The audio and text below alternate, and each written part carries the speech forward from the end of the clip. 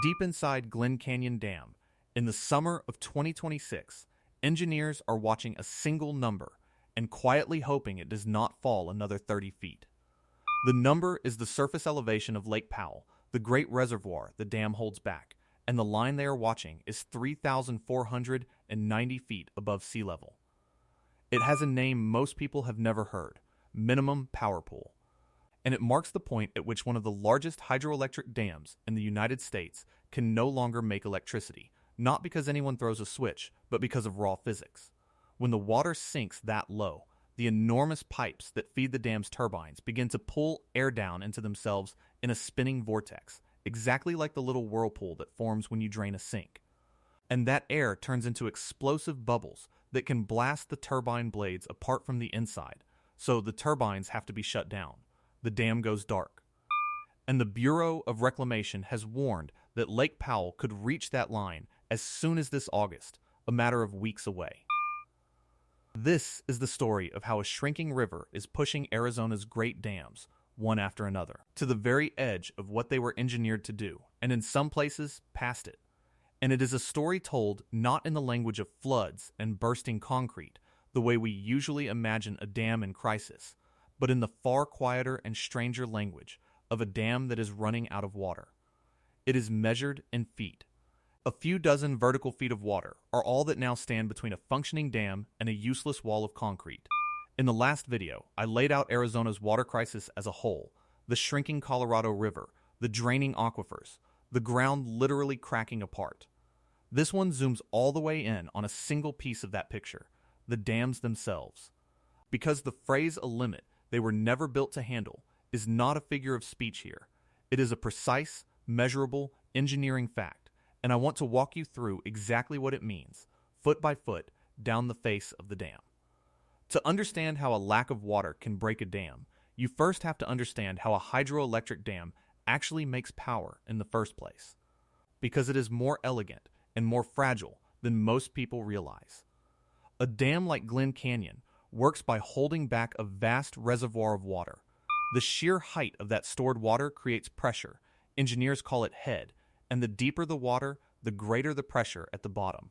Near the base of the dam, that pressurized water is channeled into huge pipes called penstocks, which funnel it down onto a set of turbines, essentially gigantic, precisely engineered pinwheels.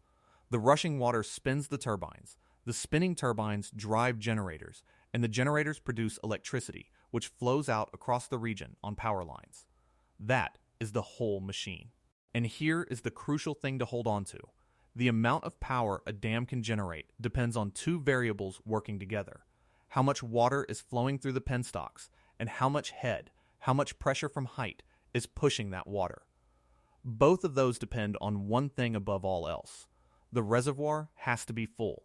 A hydroelectric dam, in other words, is really a machine for converting the height of stored water into electricity. And that means something with enormous consequences.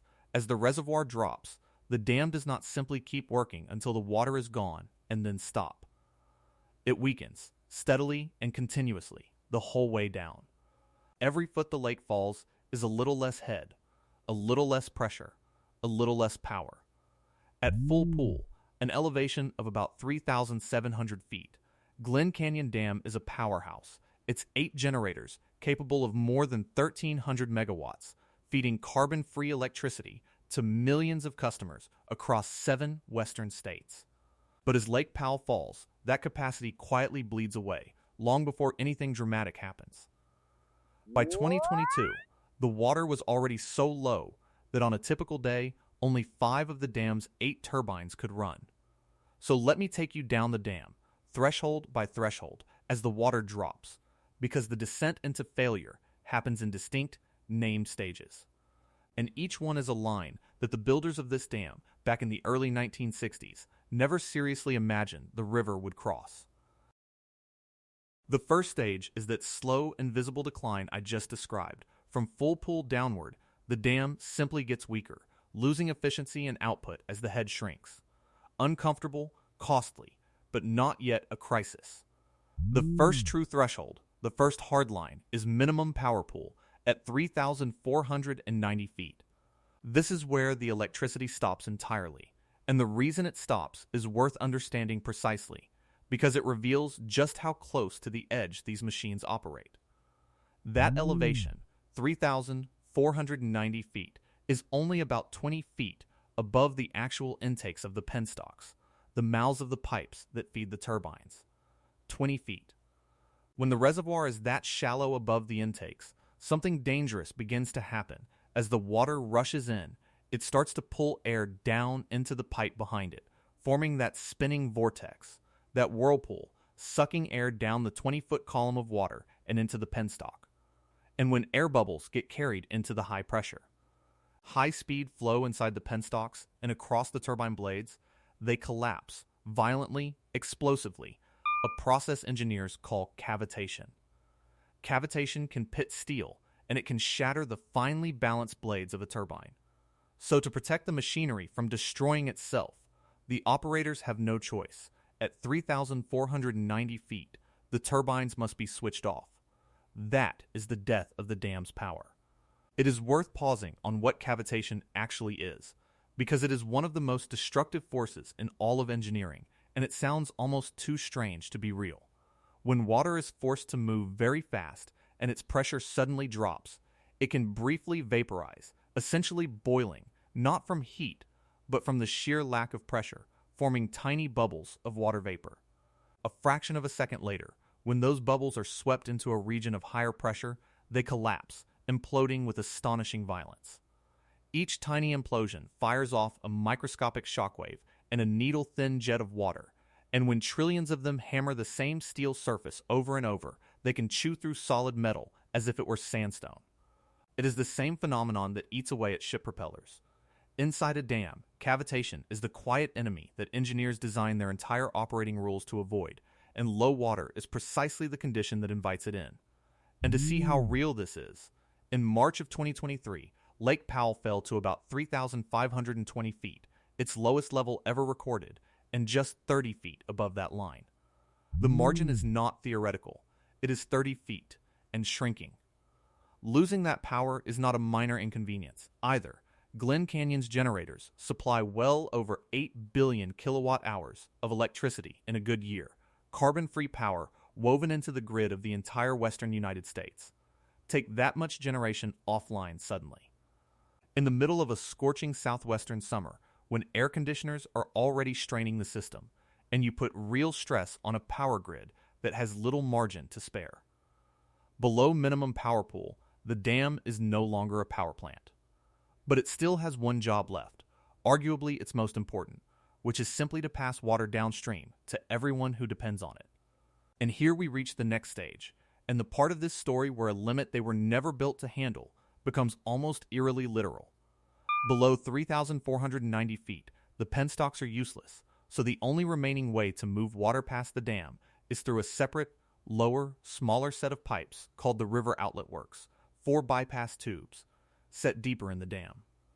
And these tubes were never ever intended to be the primary, continuous means of delivering the river. They were designed as a secondary, occasional outlet for releasing floodwater, for the rare scientific experiment, for times when the power plant is offline for maintenance. They are the dam's backup, not its main valve. Asking them to carry the entire Colorado River, day after day, month after month, is asking them to do a job they were simply not built for. And we already know, from hard experience, what happens when they are pushed, because it has already happened. And it is the most concrete example imaginable of a dam being driven past its design. In April of 2023, engineers conducted a planned high-flow release through those very bypass tubes, sending about 3,500 cubic feet of water per second through them for 72 hours, in order to rebuild sandbars and beaches down in the Grand Canyon. And when they went in afterward and inspected the pipes, they found damage. Cavitation damage, that same process of collapsing bubbles, had been eating into the steel walls of the outlet tubes. In fact, similar damage had first been spotted back in 1965 during an earlier test, and it had quietly worsened over the decades. The Bureau of Reclamation acknowledged that extended use of these tubes would likely cause still more of it.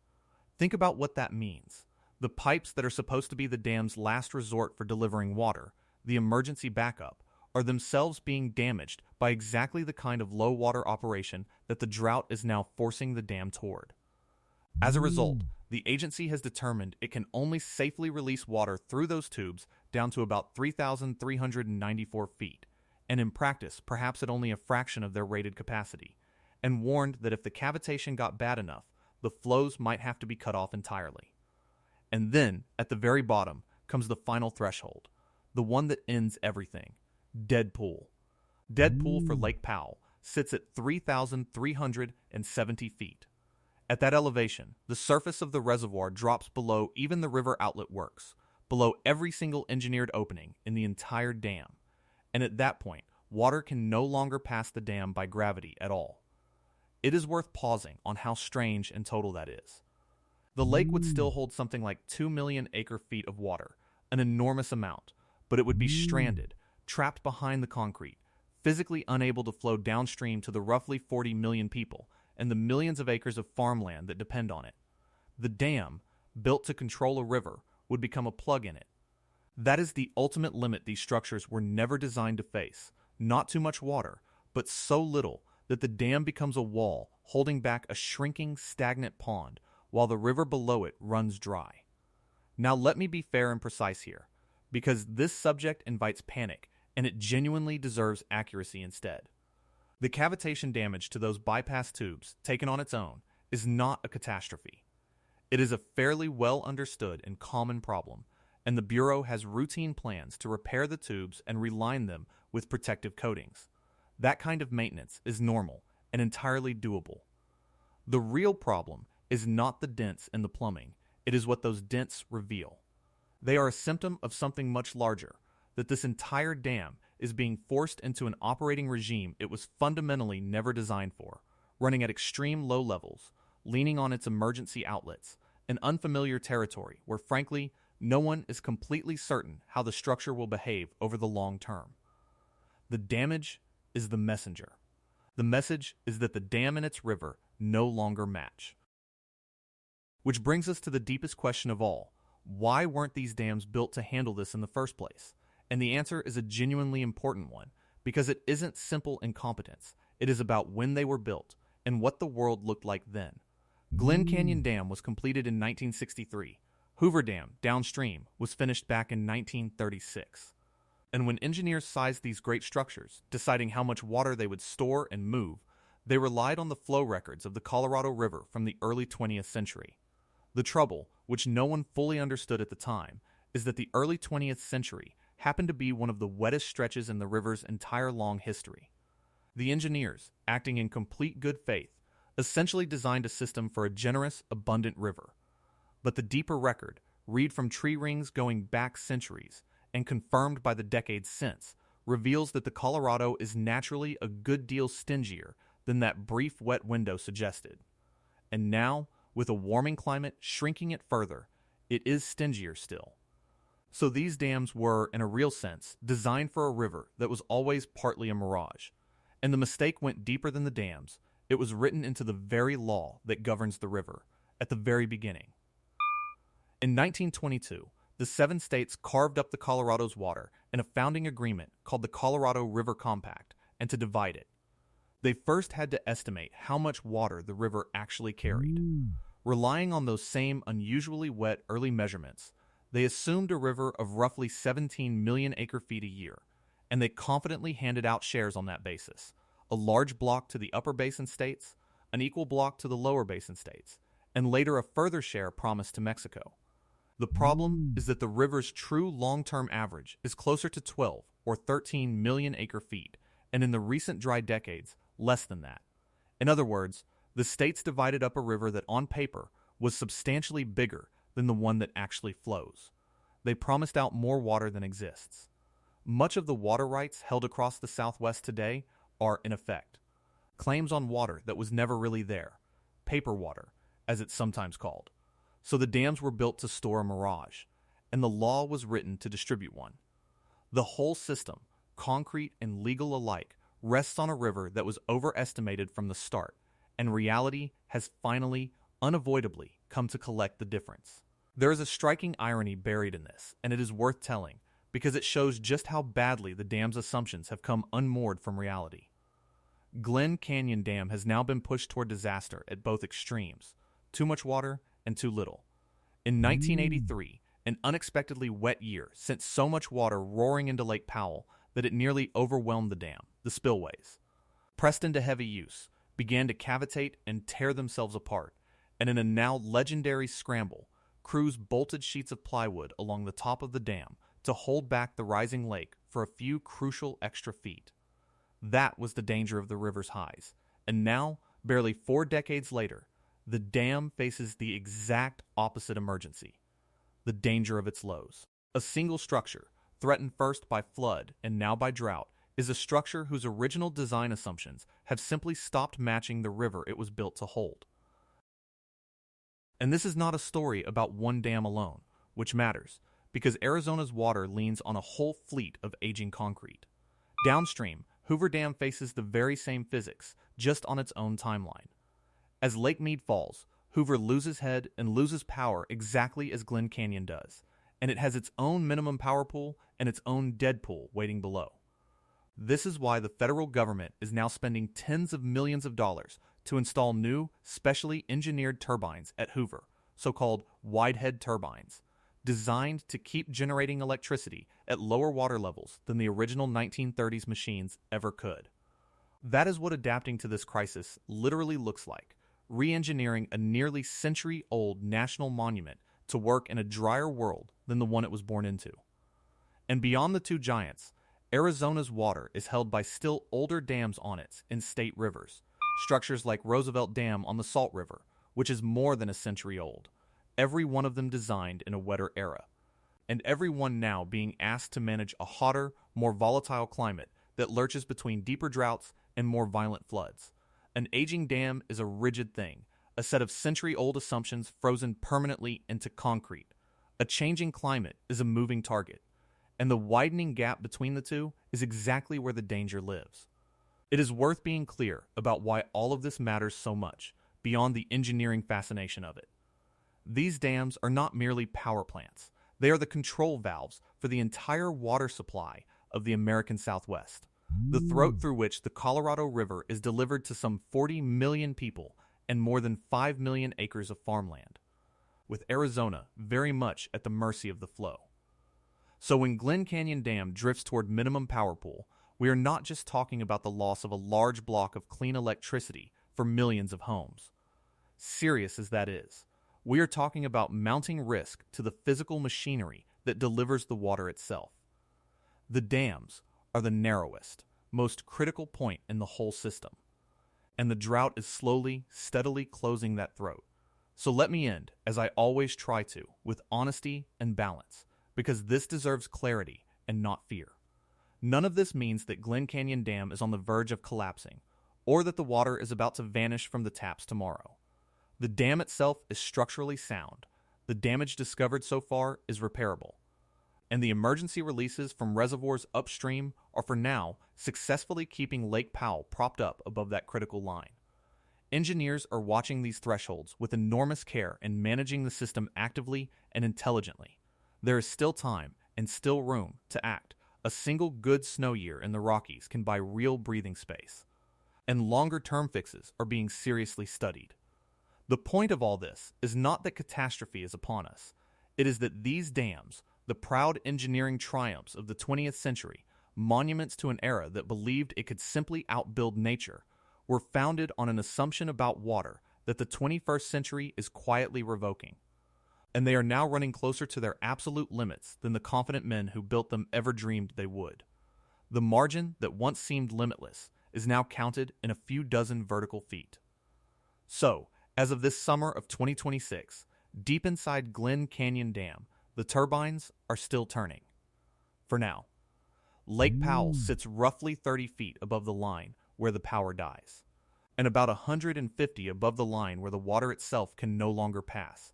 Cushions that would have seemed almost laughably thin to the men who poured this concrete, who took it for granted that their great reservoir would remain forever nearly full. Upstream, water is being drained out of another reservoir for the sole purpose of holding that thin margin in place a little longer. and the number on the gauge keeps drifting quietly downward toward August. These dams were built to tame one of the mightiest rivers in North America, and for a few generations, they did exactly that. But a dam can never be more powerful than the water standing behind it. And the water behind Arizona's dams is running out. They were built with tremendous ambition to hold back a river. No one ever thought to design them for its disappearance.